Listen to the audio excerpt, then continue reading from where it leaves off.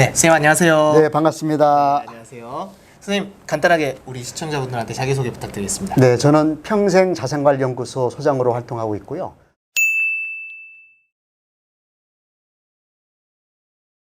자, 선생님 그러면 은행을 우리가 벗어나서 네. 다른 외적으로 돈을 굴려야 되는데 아까 말씀 주신 여러 가지 중에 일단 금 얘기를 먼저 좀 한번 해보려고 해요. 좋습니다. 금은요, 사실 우리 인류가 생겨나면서부터 가장 선호하는 금속 중에 하나거든요. 네, 그렇죠. 그리고 고대 왕들 무덤을 발굴하면 금 꼭 나오잖아요. 네네네. 수천 년 지나도. 네네.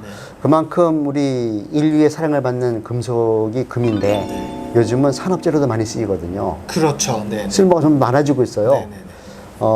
거기다가 부도가 없거든요, 금은. 아, 부도가 없다. 부도가 없어요. 네네네. 금은 가격이 움직일 수 있는데 가지고 있는 만큼 그냥 내 거예요. 네, 그렇죠. 네. 그리고 남에게 줄 수도 있습니다. 네.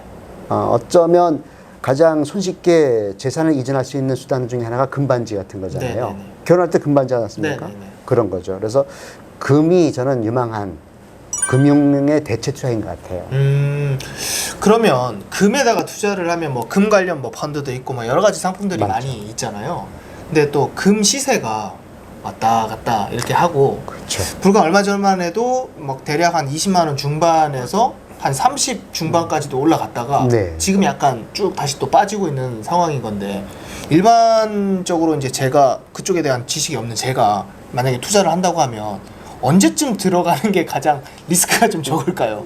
저는 이렇게 볼게요. 두 가지로 말씀드릴 수 있는데 타이밍을 정확히 읽어서 들어가는 것은 불가능합니다. 불가능하다? 네, 그럼 불가능한다고 이제 전제하고 그러나 가능성을 좀 찾아야 되지 않겠습니까? 확률은 찾아봐야죠. 예, 이 네. 방송을 보는 분들이 뭔가 네. 도움이 되니까. 도움이 되셔야죠. 가령 투자하고 싶은 금액이 한 1,000만 원 된다고 치면 네. 저는 이렇게 말씀드려요. 저도 이렇게 하고 있고 100만 원씩 10번 나눠 들어가는 거예요. 네네. 가령 일주일 텀으로. 그러면 구입하는 시점마다 금액이 달라져요. 그렇죠, 그렇죠. 그렇죠. 그럼 평균 가격이 나오거든요. 네네네. 자, 평균 가격이 만약에 30만 원이다 볼게요. 네. 그러면 미래의 어느 시점에 30만 원 초과할 때 팔면은 무조건 수익이 나는 거예요. 그렇죠. 만약 30만 원을 믿돈다. 안 팔면 됩니다. 그래서 제가 늘 얘기하는 것은 금에 투자할 때는 올인하면 안 되고 네. 갖고 있는 재산의 10% 정도, 그 없어도 되는 정도를 장기간 묻어두는 개념으로. 그냥 이건 없는 돈이다라고 그렇죠. 생각하고 그냥 묻어두고 내가 지금 들어간 가격에 그 나눠서 들어간 가격에 평균치보다 상회를 했을 때 그렇습니다. 내가 뺄지 말지 결정을 해야 그렇죠. 된다. 아, 네네. 좀 더 팁을 드리면 30만 원 정해놓고 네. 박스권 거래를 하는 거예요. 박스권 박스권. 가령 30만 원 정해놓고 25만 원부터 35만 원 사이가 있겠죠. 네네. 5만 원씩 준다고 네네네. 하는 텀을. 그러면 30만 원이 평균 매입 단가를 보겠습니다. 네. 10번 거쳐 들어갔어요. 네네. 100만 원씩 1000만 원 들어갔다가 보면 근데 25만 원대로 내려갈 때는 더 사는 거예요. 네. 끌어와서 예금에 끌어와가지고 네네네. 30만 넘어가면 파는 거예요. 네. 팔아서 다시 예금에 갖다 놓는 거죠. 네네. 왔다 갔다 하면은 금 무게가 증가하는 거죠. 아. 가격은 움직이는 거예요. 금 무게는 안 움직이는 거거든요. 네네네. 금을 자꾸 양을 증가시키는 거예요.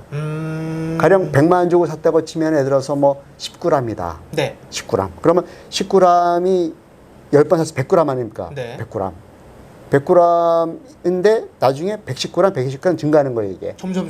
그렇죠. 네. 왔다 갔다 할 때마다 평균 단가가 낮을 때는 더 사고 네. 높을 때 파니까 네네.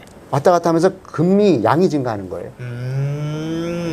그럼 이걸 제가 약간 종합적으로 말씀드리면 일단 장기적으로 봐야 되고 그렇죠. 그리고 내가 생각한 그 평균 단가를 스스로 하는데 선생님은 약 한 30만 원 정도로 지금 책정을 한 거고 네.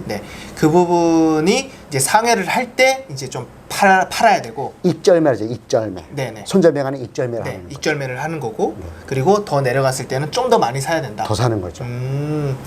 그러면 결국은 기간을 장기간으로 보면 그렇게 많은 리스크는 없는 것 같네요. 기본적으로 금은 부도가 없다고 말씀드렸지 않습니까? 네네.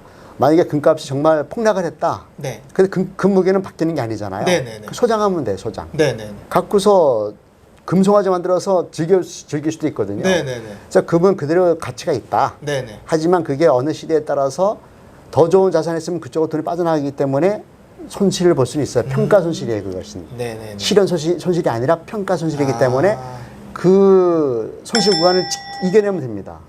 결국 시간이 해결을 해주는 거네요. 마치 집도 똑같죠. 네네. 집값이요. 내렸을 때에 안 팔면 되거든요. 살고 있으면서. 네. 그죠? 네. 올라갔을 때 팔면 돼요. 네, 맞아요. 금도 마찬가지. 내려가서 안 팔고 즐기면 돼요. 소장하고. 네. 뭐 금목걸이를 만들든지 뭐 금팔찌를 만들든지 즐기면서 즐기는 거예요. 네네. 예금 즐길 수가 없습니다. 네네. 그리고 나중에 값이 한 35만 원 넘어간다. 그때 또 파는 거죠. 네. 요거 반복하면 돼요.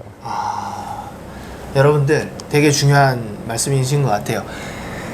그 금의 가치가 약간 평가절하가 돼서 가격이 빠질 뿐이지 금은 그대로 있습니다, 여러분들. 정확합니다. 네. 그래서 그 금을 가지고 내가 지금 금 시세가 빠지면 그 금을 가지고 와이프 선물도 해주시고 우리 애들 뭐 액세서리도 해주시고 해주세요. 올라갔을 때 그때 파시면 돼요. 무조건 이득 보는 거네요. 그렇습니다. 네. 완전 꿀팁인데요, 선생님. 네. 그리고 투자 방법도 몇 가지가 있어요. 네네. 보통 은행에서 하는 골드뱅킹 은행에서 하는 거, 또는 증권사에서 하는 ETF라고 있어요. ETF 상장지수 펀드라고 하는 건데, 그런 것도 있고 금광이 있는 주식회사에 투자할 수도 있어요. 금광을 갖고 있는 주식회사에다가. 제일 좋은 방식은 제가 볼 때는 KRX 한국거래소에서 하는 금투자가 제일 수수료가 적습니다. 그게 제일 괜찮을 것 같고, 사실 이건 불편해 얘기일 수도 있는데 가장 그 비용이 많이 들어가는 방식은 금방 가서 하는 거예요. 그러면 마진이 붙지 않습니까? 네, 그렇죠. 부가가치도 내야 돼, 10%를. 네. 그래서 가장 최고로 가성비가 좋게 사는 것은 KRX, 즉 한국거래소 하는 거고, 제일 가성비가 안 좋게 사는 것은 금은방에 사는 거다. 네네네. 근데 만약에 돌반지 하나 할 때는 금방 가서 하는 게 맞죠. 돌반지 정도 조그만 거 하나 할 때. 네네네. 하지만 만약에 내가 장기적으로 내 재산의 일정 부분을 금으로 투자하겠다 하면은 KRX라든가 아니면은 은행을 권유하겠습니다. 네, 알겠습니다. 여러분들 이제 금 투자에 대해서 우리 유평창 소장님이 잘 말씀을 해주셨는데, 여러분들 금에 대한 투자 잘 하셔서 금부자, 그리고 많은 또 마음이 따뜻한 이런 또 재테크 방법이 되셨으면 좋겠습니다. 고맙습니다.